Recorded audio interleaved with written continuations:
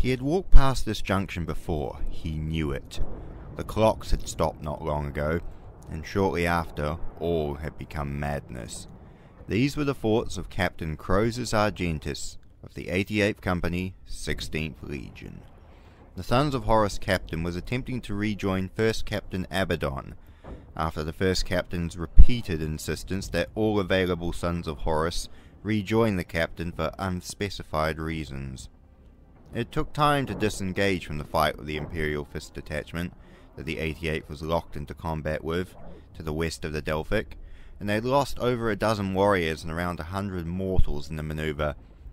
But Crozus had dutifully obeyed, and the 88th had disengaged and began to fall back towards the 1st Captain's last known location.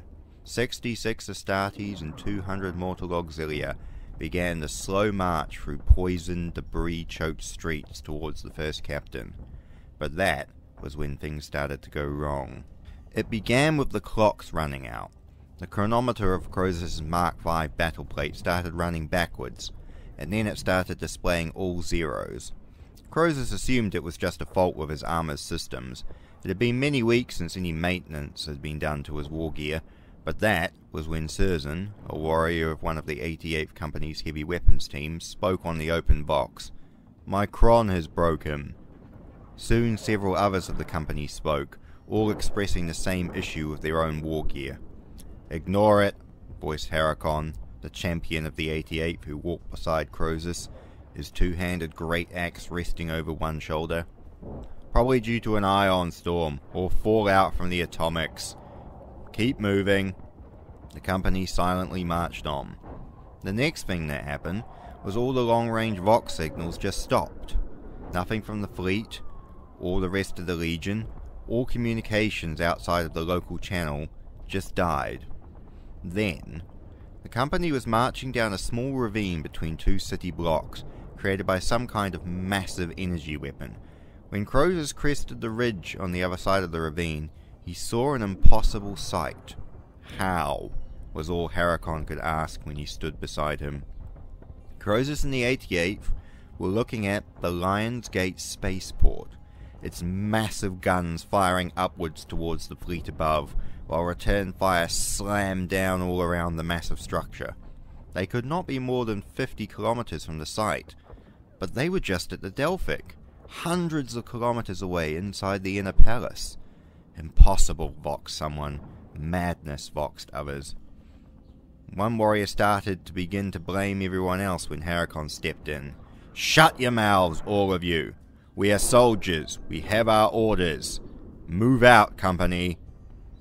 Harakon began to walk down the rubble slope towards the spaceport, and Crozus followed with the rest of the company. They walked down the slope and came around the corner of a destroyed bunker, and emerged upon the roadway they were just on, before they emerged on the ridge overlooking the Lion's Gate spaceport. Several of the mortal soldiers began muttering loudly to themselves, soon followed by some of the legionaries. "Silence!" voxed Harakon before looking pointedly towards Crozus. He couldn't see his brother's face behind his Mark III helmet, but he knew that his company champion was concerned. Crozus himself, he needed time to process this, to understand the incomprehensible.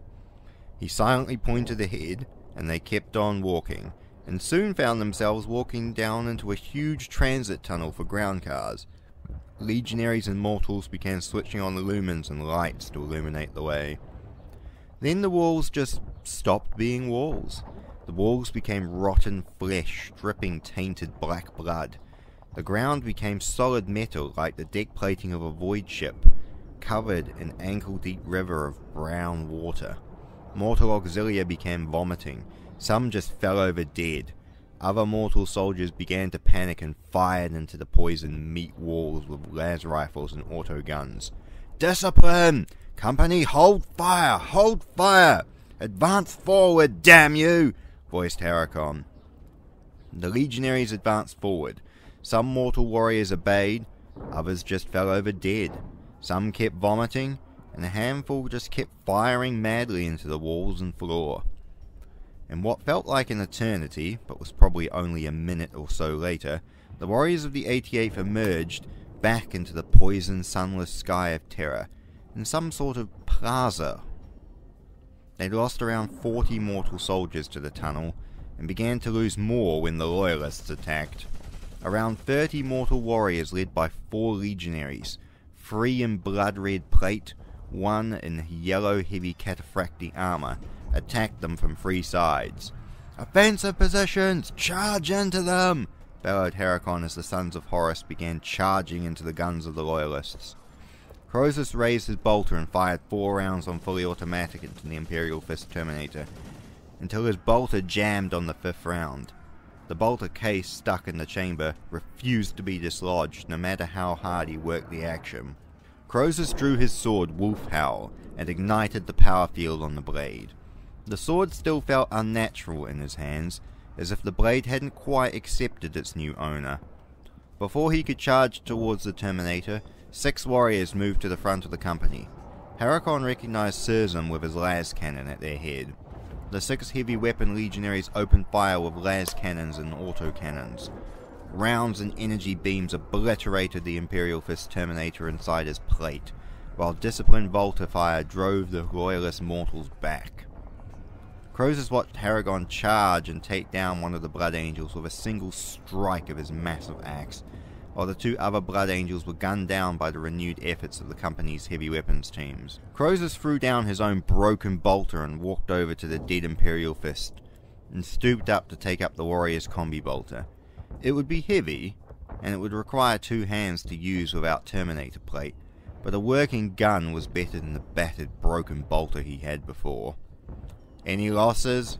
2 wounded, still able to fight, around 30 mortals. "Acceptable. Move out, company," boxed Crozus. The company moved through the plaza into the ground floor of a large spire building before them.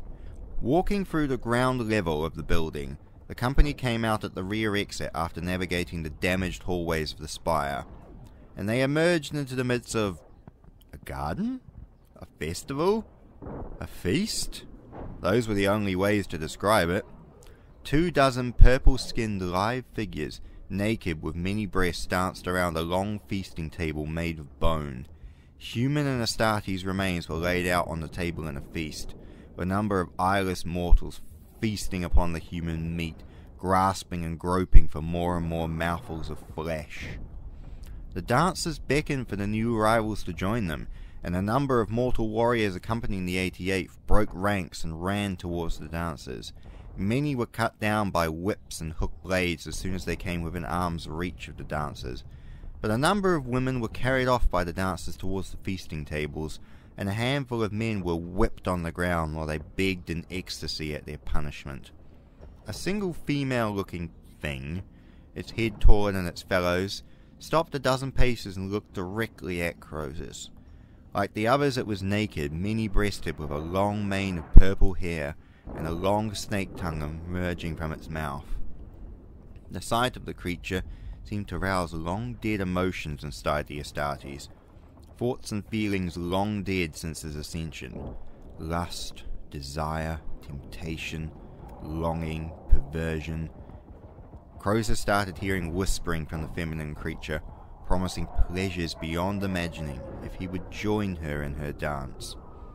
Crozus raised his combi bolter and fired, blowing out the chest from the temptress. Without any prompting, the rest of the company opened fire. Bolter, las weapons and plasma fire rained forth into the feast.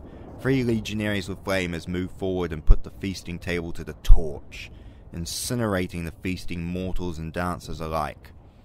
Crozus silently walked through the carnage and stepped up onto the table of bone, now charred black with the fire. He raised his voice to the company and the last remaining mortals. "Brothers, warriors of the War Master, we are betrayed. What we see, what we have endured, we all know what is attacking us. These demons who allied themselves through us, through the strength and mercy of the War Master, have turned upon us. They sense the final victory over the false emperor, and wish to have the glory, the honor, the victory for themselves, and now they seek to delay us, to tempt us, to mislead us, to lead us astray, while they snatch the final victory. The corruption of the warp is infecting the air, the ground, time itself, it seems. But we will not fall for their lies. Victory is ours. Victory is ours. In the War Master's name we will triumph. All who oppose us, be it demon, loyalist, or faithless cur, will not stop us. In the War Master's name, the palace will fall, and we, not the demons, will be triumphant and supreme, and the War Master will be the new emperor of a new Imperium. For the War Master! For the War Master! The Sons of Horus roared back. Silently the company moved out through the burnt carnage of the destroyed feast and into the buildings on the other side of the square. They reached the door of the building before them, and a warrior with a melter gun came forth and began to melt the hinges on the massive iron-plated door. Herakon opened a private vox to Crozus. "You almost sounded convincing, brother." "I was being sincere. The warp has turned on us." "The warp serves nothing, brother, from my experience. This is just mindless madness, as likely to aid us as it is much to hinder us.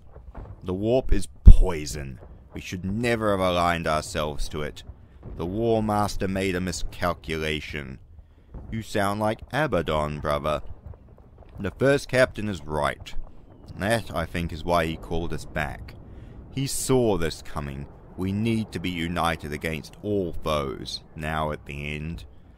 "I don't think we'll be able to get back to the first captain, brother, if you're right. The warp, I don't think, will let us." "It can try to stop us, brother. It will not succeed."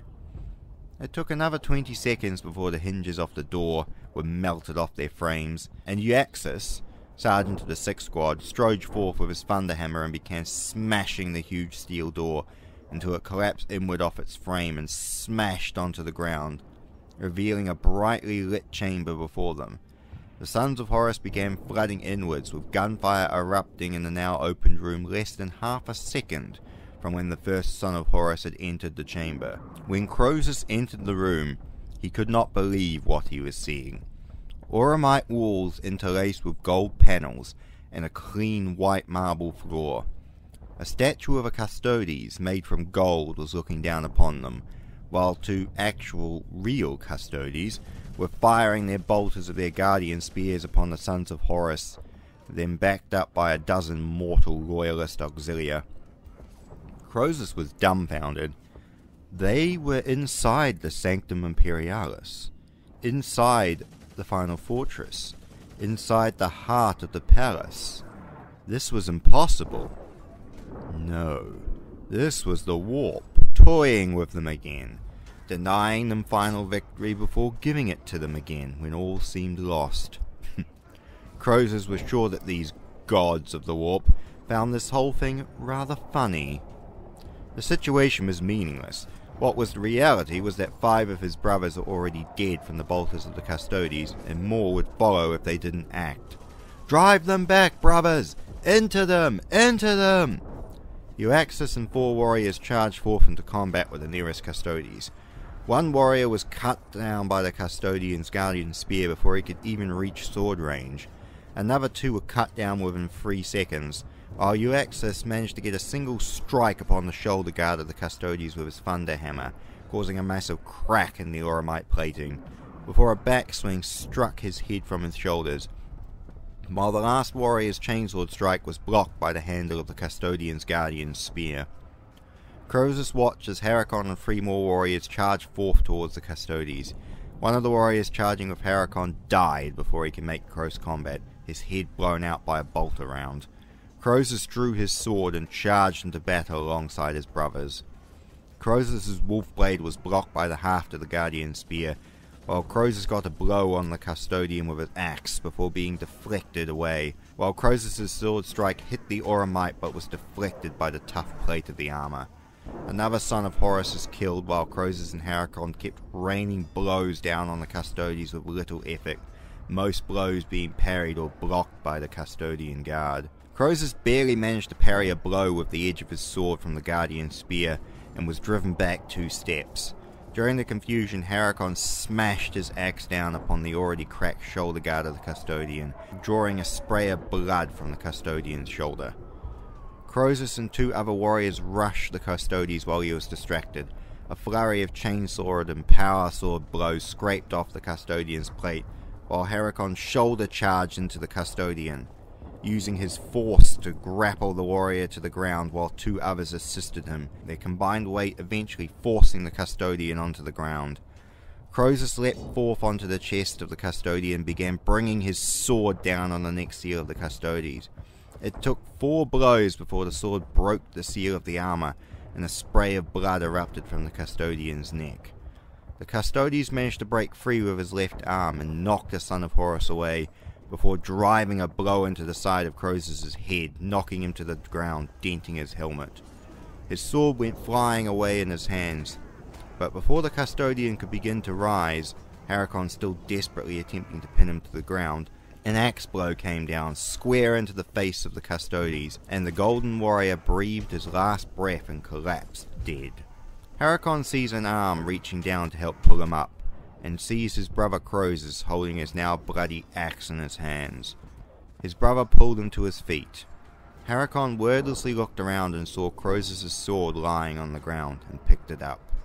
The 2 Sons of Horus silently exchanged weapons before turning back towards the fight.